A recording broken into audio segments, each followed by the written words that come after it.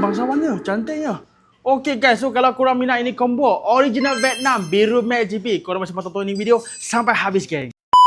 Okay guys, so untuk combo ni korang nampak lah kita pergi apa? Power set original Vietnam Exciter 155 biru matte GP untuk korang juga geng. Okay, untuk inner kita bagi inner SRY daripada Malaysia Yamaha geng. Tak lupa juga nak pergi nampak cantik sikit, kita bagi apa? Kita pergi cap visor honeycomb carbon fiber korang juga geng.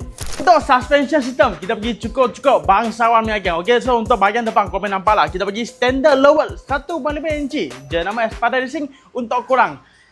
Untuk belakang memang kau cukup bangsawan Korang pakai apa? Biasa punya brand ke memang tak cukup sudah pakai. Ini mono kita bagi apa? Kita bagi mono All-List original. Kod dia YA069, bersaiz dia 205mm, dah siap lowered untuk korang geng. Okay geng, suspension dah pakai cukup bangsawan, pakai All-List original, takkan pakai braking system yang biasa geng. Okay, so untuk braking system pula bagi korang yang cun-cun yang bangsawan juga, kita bagi Brembo original daripada Ducati geng. Okay, so korang nampak lah. Untuk bahagian depan kita bagi apa? Kita bagi Brembo M3 original category untuk korang. Dan untuk bahagian part belakang kita bagi apa? P34 original category, chop warna silver juga. Tak lupa juga bracket kita bagi sekali depan belakang dan safety screw. Paling penting yang ini kita kena bagi guys. Sebab pakai Brembo mesti orang curi. So kita pergi yang ini memang okey guys. Dia safety screw yang jenama brand SMRT. 3 set bagi korang. Depan ada 2 set, belakang pakai 1 set. Dah pakai Brembo bangsawan. Kita bagi apa? RCS Master Pump 19cm untuk korang. 19mm yang memang cun-cun. Yang belah kelas kita bagi sekali juga. Untuk hose, takkan pakai biasa geng. Kita pergi cow hose original carbon yellow tag, bersaiz dia 90cm depan, belakang pula 60cm. Dan tak lupa juga nak bagi motor lagi cantik, kita bagi apa? Kita bagi quick release SMRT bagi korang main motor nampak lagi lawa geng.